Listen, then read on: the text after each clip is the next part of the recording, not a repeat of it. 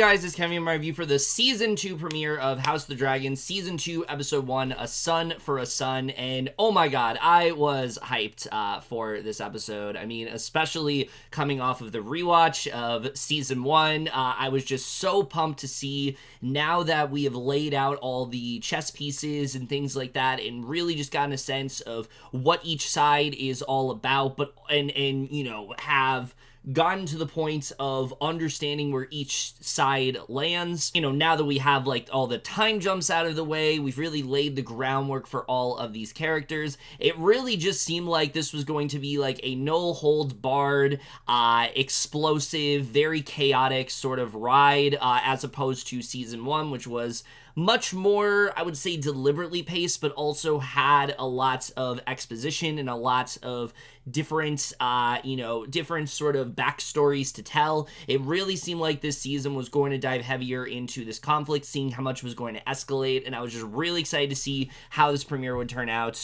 And I will say this, if this premiere is any indication, yeah, this is going to be an incredible season of television. I mean, I really love this premiere a lot. I think there's a lot of interesting things that it's set into motion, and really does seem like now that we have moved past all of the, understandings of what's going on, now it really does seem like we can understand more of what this show is going to be. I think you can honestly look at this first episode of Season 2 as kind of the new start of what to expect from the rest of the show. Now that we're not getting time jumps constantly and, moving to Team Green to Team Black and then back to Team Black, now that it's much more balanced in that way, what can we really expect from the show? I think this episode makes a very good case for that, but we're gonna go ahead and get right into it. Now, similar to what I've been doing with The Boys Season 4, I think just because of how this show is layered, and I think just because there is so much going on both sides, I'm gonna go ahead and talk about what happened on Team Black and then Team Green,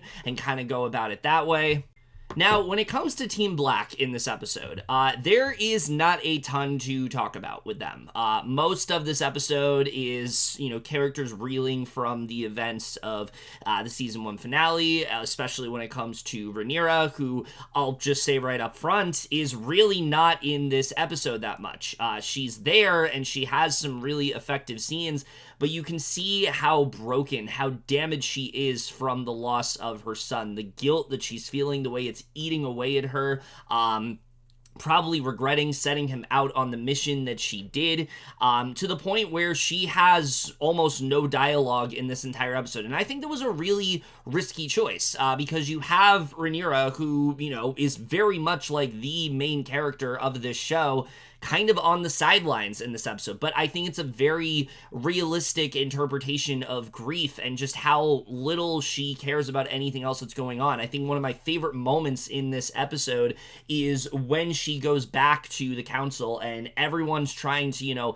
lay out, things, Rhaenys is telling her about this blockade that has been set by Corlys. You have Daemon talking about how he's ready to rally the troops, but she's not ready to listen. She's not really ready to think about that. Her only care right now is a path of grief, but also we can see very much a path of vengeance. I mean, her only line in this episode is, "I want Aemon Targaryen," and I think there are multiple ways to interpret that. I don't necessarily know if this means I want Aemon Targaryen dead. I think it's that I want Aemon Targaryen all to myself. I want to make sure that he pays for what he did. You can see how much anguish and pain that she is in, and I think it's going to be really interesting to see how Rhaenyra ends up navigating this. She's never really had that bloodshed that Daemon does, and we see in this episode, I think that already is going to be a problem, because Daemon being Daemon, the second she says, "I want Aemon Targaryen dead," interprets this as, all right, well, we need to kill Aemon right now. And that's just kind of how Daemon does things. Like I said, he's very impulsive, he's very reckless and things like that. And Rhaenyra, yes, I think has made some poor decisions in her life, but again, she's not really known for violence. And I think now, with her son being killed, I think some of that might be out the window. I don't know how she's going to react to this. I don't know how she's going to feel about how this whole thing went down, but it's going to be very interesting to see what ends up happening there. But like I said, I mean, some really great stuff from Rhaenyra. I think by far some of Emma Darcy's best acting as well. Their performance in this episode was just absolutely spellbinding. The moment where they find, the moment where she finds, Luke's cloak, obviously can't even find a body because he has been literally incinerated. But she finds that cloak. I mean, oh my god, that moment just had me honestly on the verge of tears. I thought that was just such a powerful moment. But then her reuniting with Jack and the two of them, Jack trying to let her know what happened, which I'm going to talk about Jack in a little bit, but him coming to her and trying to get her to, trying to update her on how his side of things went down, but not being able to, and the two of them just kind of being brought to tears and embracing. I mean, it's just such a incredible moment. And again, what is going to happen now with that whole situation? That's kind of what I want to know, because now Jack is the only option now. Rhaenyra was propping up Luke to be sort of the, he was going to be her heir. He was going to be the one that was going to lead, but you didn't really, and it seemed like he was willing to step up while Jack wasn't necessarily put into that role. And now Jack is the only one that's alive, and so I'm wondering how that's all really going to go down. But like I said, really great stuff with Rhaenyra in this episode. Not a ton going on with her, but the stuff we did get I thought was extremely powerful here. Now, the only other real stuff to talk about when it comes to Team Black, we have some really interesting stuff with Daemon in this episode. I love the moment between him and Rhys early on, where he is trying to be just as authoritative and just as controlling towards Rhys as he is towards Rhaenyra. But you see that Rhys is not here for this shit.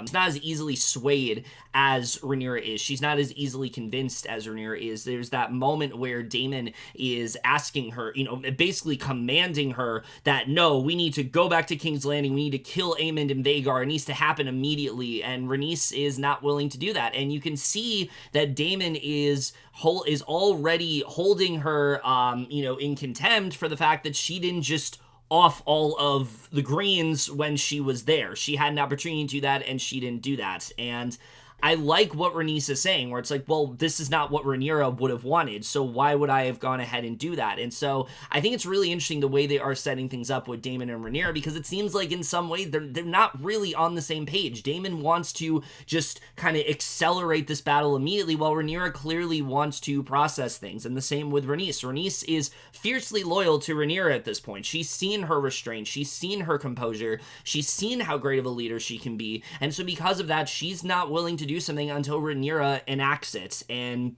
I think it really shows her development, because at the beginning of this show, Rhys was kind of envious of Rhaenyra. She was kind of, I think she kind of pitied Rhaenyra, thinking that Rhaenyra was going to have all these privileges and all these, and have this title and was going to be respected when, Rhys wasn't. But I think now that she's seen who Rhaenyra is and what she stands for, I think now she's much more willing to fight alongside her. So I'm interested to see how that's really going to go. Hoping we get more scenes between these two, because I really like the idea that Daemon is annoyed at Rhys for not killing, for not just saying Dracarys to all of the Greens. I think that's a really interesting idea. But also Rhys being one of the only characters in the show to really kind of challenge Daemon and oppose him. I think that is such an interesting dynamic. We didn't have a lot of scenes between these two last season, and I really hope we get more, because I really enjoy what we end up getting here. Aside from that, though, Daemon throughout the rest of this episode, when he's not getting blood and cheese to do what they ultimately do, which we'll talk about when we get to the Greens, he is very much trying to deal with Mysaria. Now, Mysaria is not a character I talked a lot about in season 1.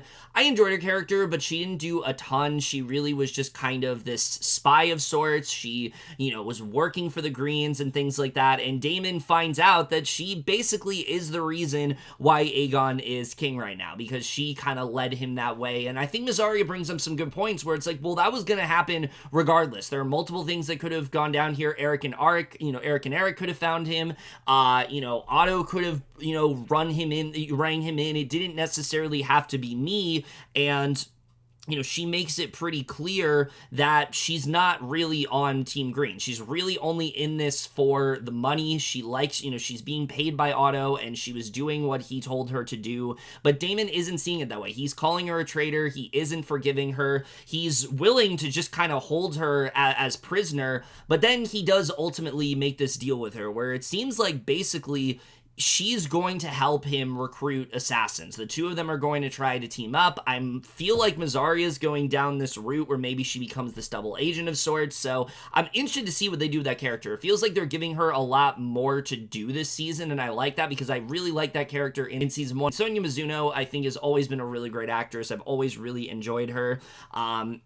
And I really like the work that she's doing with this character this season. It seems like we're going to get a little bit more complexity when it comes to Mazaria and kind of understand more of her motives and what she's really all about. And I'm interested to see how that really ends up going. And then the only other stuff going on besides what's going on with Rhaenyra and Daemon, we get this really good scene with Jack where he ends up recruiting a Stark. Yes, we see a Stark in the show, Lord Cregan, who he's really trying to persuade him. He's trying to do what he can to talk about this old alliance that I guess they had back in the day, and he's able to obtain he's able to obtain over like 2,000 men to, stand for Rhaenyra, and, they want to fight, they understand, they're behind her cause and things like that. And it seems like that's going to work. But Cregan kind of makes this deal with Jack where you're going to make sure that you help me with the Night's Watch and the Wall. So I'm interested to see how that really goes down. I like that we're getting back into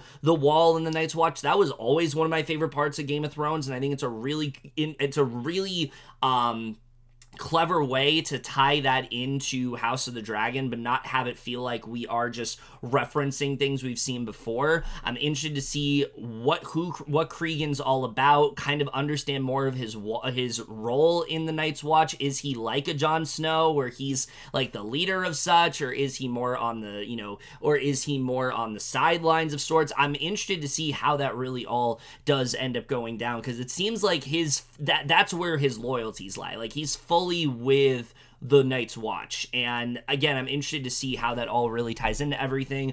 Then the only other mention we get of a recruitment is from Corlys, who I like already that Corlys has a lot more to do this season. I talked about in season 1 how he was really one of the only characters that I just felt like I didn't get enough with, and I feel like now we're definitely getting more with him. He meets this character Alan, who we find out is this sailor who saved his life during this like shipwreck in the Stepstones. He was basically on his deathbed. He was about to die, but Alan ended up saving him, and now feels that he is indebted to him as a result. And Alan is not so sure. Alan seems a bit more reluctant with what's going to happen.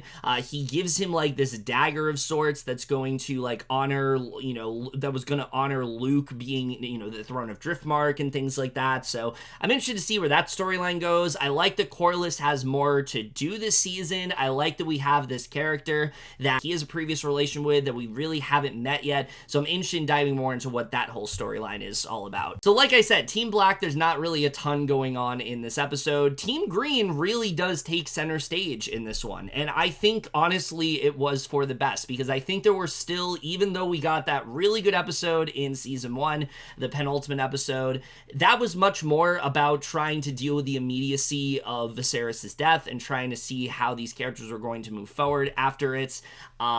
I think this episode does a really good job of kind of setting the stage for what is Team Green really all about, how are they going to go about this, and I think there's some really interesting dynamics we set up right off the bat. When it comes to Aegon, I really like what the show is doing with him, because up to this point, we've seen Aegon engage in some really disgusting shit. I already talked about what happened with Diana in season 1 and things like that, which was absolutely disgusting, how that all ended up going down. We've seen him be very sadist. We've seen him participate in a lot of just really nasty stuff. He's this alcoholic of sorts, but we're kind of seeing a different layer to Aegon, which I really like. There's two things we're seeing with him as a king. One, he's not really taking his role as seriously as he should. I think that we're very much still seeing him trying to appease people. I think that's a big part of Aegon as a character, whether it's him trying to be a good father to Jaehaerys, literally humiliating Tywin during a council meeting and telling him that he should give his son a pony ride and things like that. You can already see why that's going to be a problem, and not really taking his role as seriously as he should. And so we kind of already see that, and, you know, there are multiple moments throughout this episode where they are trying to get Aemond to recognize, like, you know, what they really need to do about, you know, what happened with Aemond killing Lucerys and things like that, and how that all ended up going down. You know, we see that that's not really what specifically Otto wants him to do. Otto wants him to show restraint. Otto wants him to focus, you know, to not get away from the war, to focus on, you know, what really is important here. Focus on getting those resources, getting those ammunitions, getting those men. That's what we really need to focus on. While Aegon is trying to, I think, show a bit more of hospitality, show some benevolence. He's promising things to multiple men throughout this episode, and who knows if he's going to deliver, for one.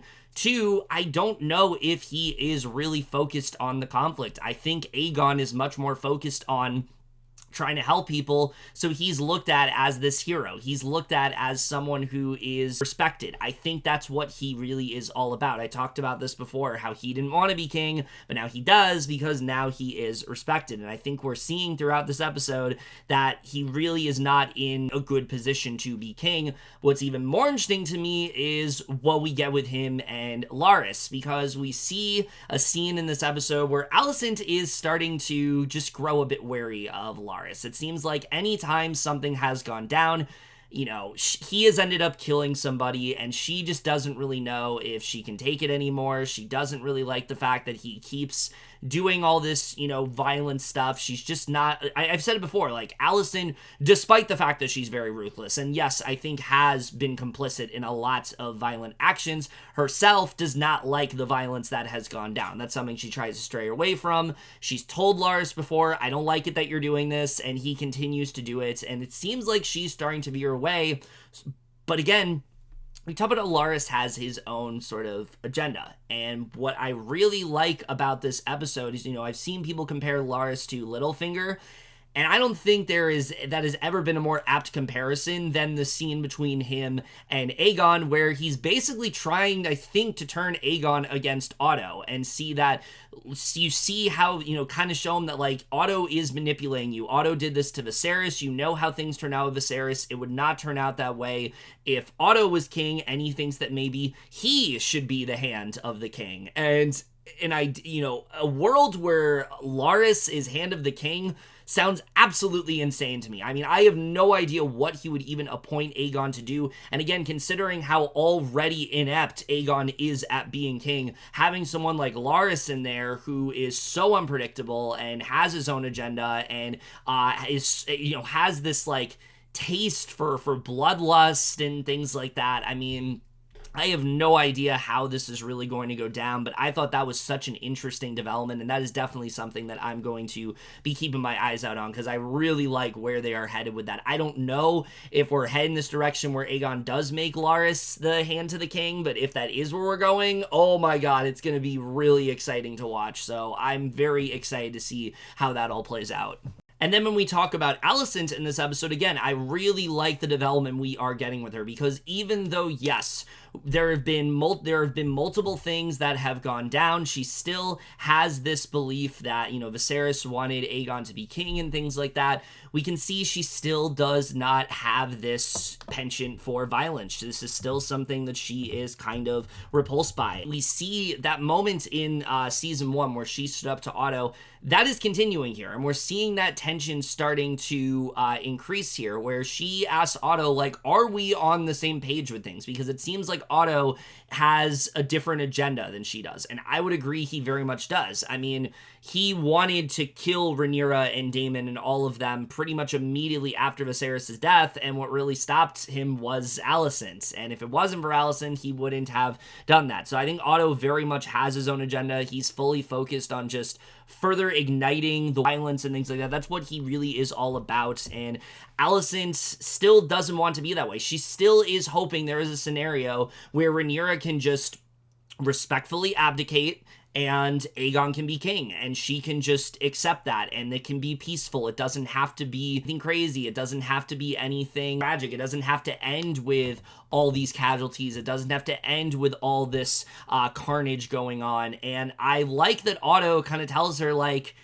okay, but you kind of have to accept the way that things are. And that's the thing. I think that's the thing that we're kind of seeing with Alicent, is even though she doesn't like the fact this violence is happening, she herself kind of made it happen. She vouched for a lot of things that resulted in this conflict. So even though, yes, she herself doesn't like that this violence is going down, she also is very complicit in what's going on. And I like that Otto rightfully kind of calls her out for that and says that you kind of have to accept that this is how this is going to play out and there's nothing you can do about it. And again, I like that we're just seeing that Alicent still has that sympathy for Rhaenyra. She still cares for her family. There's even that moment where she is visiting a sept and she's praying for the dead, and she does light a candle for Luke. So she still does care, and that's something I like about Alicent. It's just how complex of a character she is. She doesn't realize that, yes, she can be very hypocritical, and yes, she is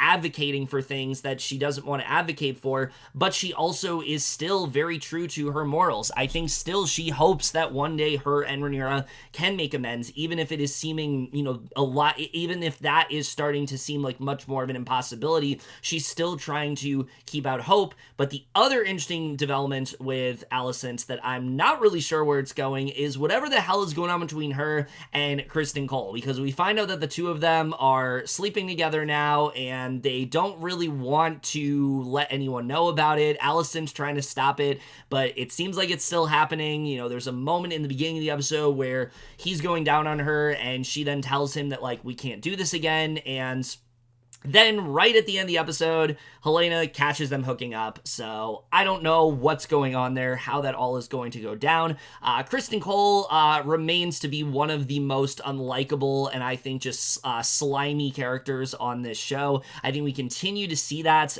in this episode, and really just seeming like, I think, the most hypocritical character on this show for sure, because his entire thing was about how Rhaenyra disrespected him, and Rhaenyra is, he's been calling Rhaenyra a whore, he's been calling her traitorous and all this stuff. Meanwhile, he is also sleeping with the queen. So, like, it's literally like the exact same, like, he's doing the exact same thing, and the fact that he doesn't see that, oh my god, he's such an infuriating character. But that's entirely the point. I don't think you're supposed to like Criston Cole at all. But I think it's a really interesting development. I'm not really sure how this is all going to go down. I don't think this is coming out of nowhere. I think we've always known that Alicent has this, infatuation with Criston. I think similar to Rhaenyra, I think she always kind of liked him in that way. But now that Viserys is gone, I think, the question I'm wondering is, how long has this been going on? Is this something that's recent, or has this been going on for a while? Is this because, Viserys couldn't give her what she wanted? Is this because of the fact that, she leaned on him for, like, emotional support, and it kind of turned into something a lot more sexual? I'm really interested to see what this is all about. And now the fact that Helena knows about it, how that's all going to go down, I think is going to be very interesting to watch. Now, the other character I'm very interested in where they're taking him, though, is Aemond, because we know that Aemond is feeling a lot of guilt for what happened to Luke. He, did not like the fact that Luke was killed. He was actually, you could see that he was feeling despair over what happened. But I like that he's not really admitting it. He actually is, taking the blame for him being killed, almost as if this was deliberate. And I'm interested to see where this storyline is going, but also where this whole thing with Criston is going, because it seems like these two have this friendship of sorts that we're diving deeper into this season. And again, this is what I like. I like that now that we don't have these excessive time jumps almost every episode, now we can really zero in more on character dynamics. And that's one of the things we're doing, I think, when it comes to Aemond and Kristen.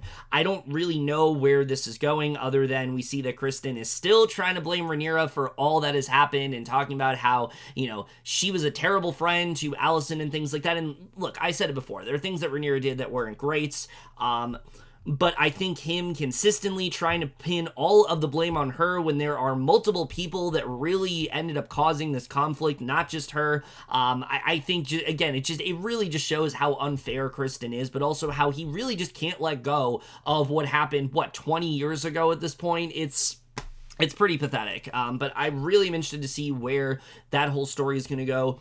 But also this conversation that Aemond has with Otto, where Otto kind of talks about how Aemond has composure. Aemond is able to, keep calm in situations, but Aegon isn't. And I'm wondering if we're going to get to a point where Otto sees that Aegon is not the right fit and tries to maybe put Aemond into that role, or maybe tries to get Aemond to influence Aegon a little bit. I'm not really sure where they're going with him right now, but I'm really intrigued on what they're doing. And I like the fact that he is not admitting that this was accidental, that he didn't want to kill Luke. He's just kind of accepting the fact that people think that he did. So I'm wondering how that's all going to go down, how that all is going to come about. I think it's going to be really interesting to really see. But the way all of this culminated to this highly intense moment with blood and cheese, I thought was just so incredibly well done. Because like I said, King's Landing really does end up taking up the bulk of this episode. And so when blood and cheese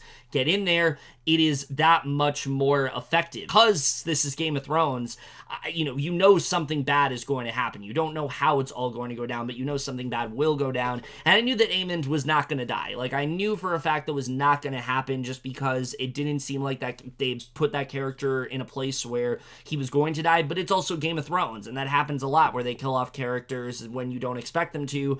But I don't think Aemond dying would have been satisfying. So, you have these two assassins go to kill Aemond, but they can't find him. And instead, they don't kill Aemond, they end up murdering Jaehaerys. And that moment where Jaehaerys is killed, and you can see Helaena just running for her life, making sure that she also isn't killed in that moment. It was easily one of the most heart-stopping moments in this entire show. And the moment where she talks about Jaehaerys being dead, you can see how much this has now opened Helena's eyes up. The thing I love about her character, again, is how innocent she really is, how little interest she has in this conflict. All the machinations, all the politicking, she's not interested in any of that. Yes, she is this dragon dreamer, and I think in many ways is much more keenly aware of things that other people aren't. She even mentions early on this episode, like, beware of the rats. And I wonder if she was talking about, like, the rat catcher, or was she talking about some rat that's on Team Green? Like, there's someone here that we can't trust, and they're going to end up wavering to the other side and ruining things for us. I don't know how that's all going to go down.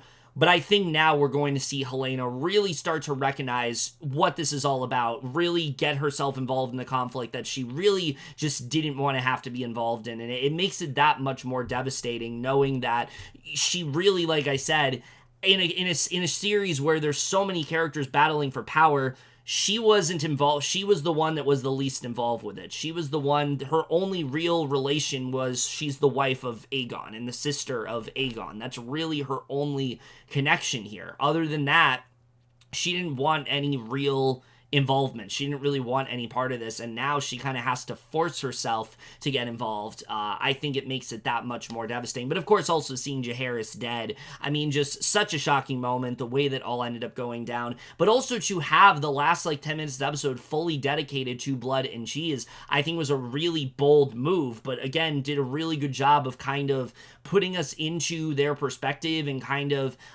just showcasing the danger, kind of increasing that danger, not knowing what's going to happen. We don't really care what happens to blood and cheese, but we do care about whatever horrible thing they're going to end up doing. And yeah, by the end of this episode, we have Team Black has lost someone, now Team Green has lost someone, and I feel like it's just going to ignite the conflict in a way we have not seen before, and I'm really interested to see how things are going to go in the next episode as a result. So lots of stuff to really talk about, but before I get more into like my overall thoughts on the episode, aside from like the recap and things like that, I just want to talk about some general things. The directing this season, I can already tell, feels very different from season 1. Season 1, like I said, I think was very much focused on almost kind of the backstory of everything, so it felt like it was very deliberately paced. We were really trying to dive into the history between all these characters and get us to understand their motivations and get us to understand their reasonings, but also trying to fast track some things because there are these time jumps and things like that. In this season, it feels like we're really taking the time to slow things down a bit more, but there's also a lot more urgency to what's going on, and I really like that. I think the way that this episode was directed was really well handled. You knew that there was this sense of impending doom throughout, and you knew that something bad was going to happen. You just didn't know how devastating it was going to be, and I think Alan Taylor did just such a great job at directing this episode and really just furthering the tension, devastation, and all that. I think he did a really good job, but I also really like the way this episode was written. Like I said, kind of putting Team Black on the back burner in this episode, I think was the right choice, because it really gets us to understand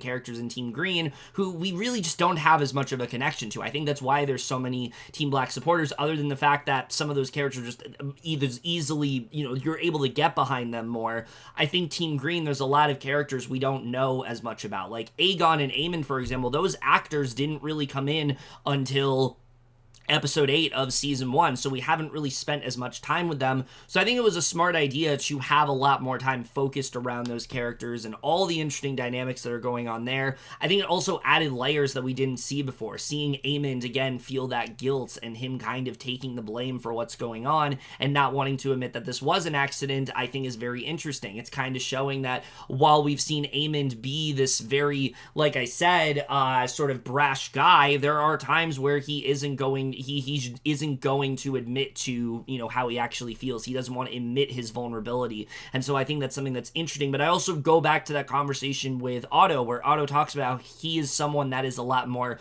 composed. He's able to hide his emotions. And I think that's why he's not admitting to what he did, because he wants to be seen as the more calm, the less, like, he's someone who, yes, I think verbally is very volatile, and I think is very intimidating in that way, but I think deep down, like I said, he isn't really one for he isn't really one for those kind, for murder. He isn't one for this kind of, that kind of action. He's not really there for that. And so I'm interested to get more into his character. Like I said, I think even adding the comedic moments with Aegon, I think was a really good idea. There wasn't a lot of like comedic relief in season 1. There weren't a lot of moments that I thought were generally really funny. I think having those moments with Aegon, I think helped add some levity to this season. And I think that's something that Game of Thrones did do really well. There were some characters that were a lot of fun to watch, like Brienne and Podrick. I always enjoyed their back and forth in the show. I thought they were a big part of what, one of my favorite dynamics. And I think that having those lighter moments, it really makes those darker moments stick out that much more. And so I like what they're doing. I like the way that they ended up doing that.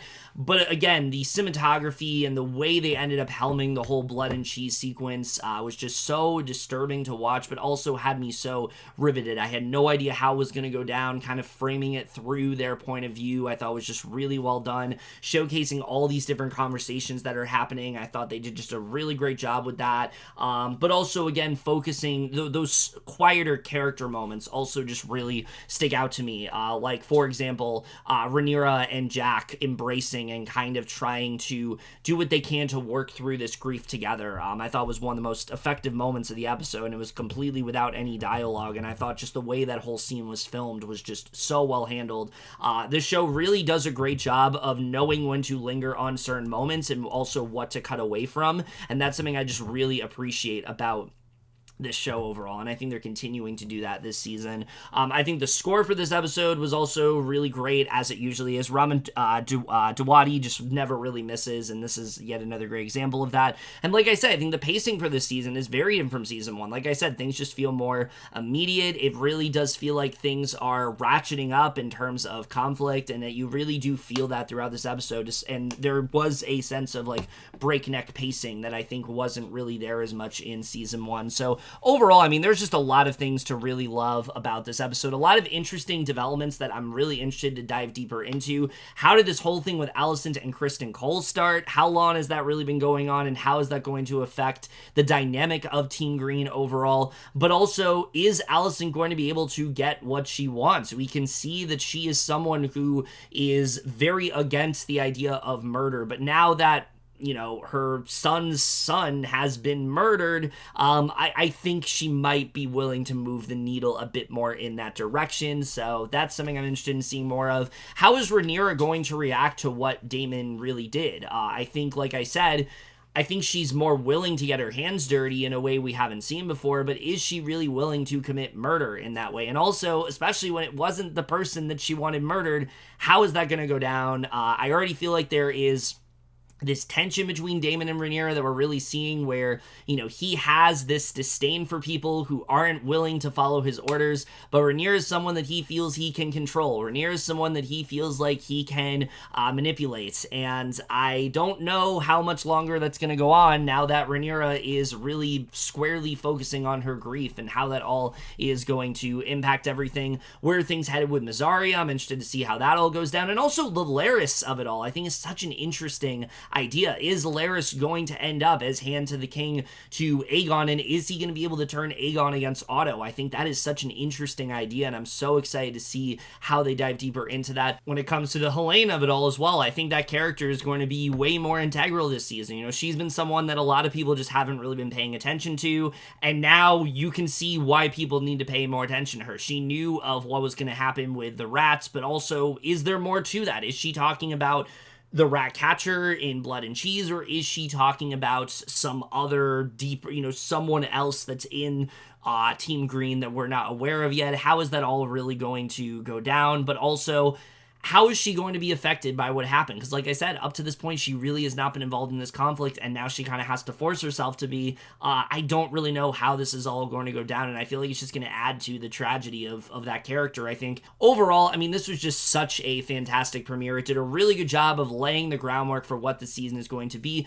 but also expanding on some things that season 1 did really well, diving deeper into some characters that maybe we just didn't see a ton of as much in season 1, especially because they weren't in season 1 as much, and now we have more time to feel connected to them. I really like what they're doing with all the different dynamics here. I like how much things are, tension is ratcheting up, but I also like that we're not just like diving full force into it. We're really taking the time to focus on this conflict and, not try to rush things too much. I think that was something that was a huge problem with, of course, the last few seasons of Game of Thrones, but I think certain moments of Game of Thrones, things just felt kind of rushed, and I think it's good that they're really kind of taking their time this season, because I think when we get to that point where things are going to escalate, I think it's going to be that much more rewarding overall. So I think really my only issues with this episode is there are just some things I wish we could have gotten more of. I wanted to see Aemond confess to murder. I wanted to see who he, I wanted to see his immediate reaction to that. And I don't know if we're going to get like a flashback or anything, but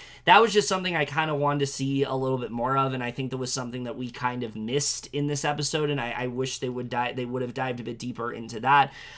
I would have liked to see a little bit more of this whole dynamic with Corlys and what was going on with him. We only got that one episode, that one scene, and I hope we get more of that moving forward. I'm sure we will, but I wanted to see more of what was really going on with that.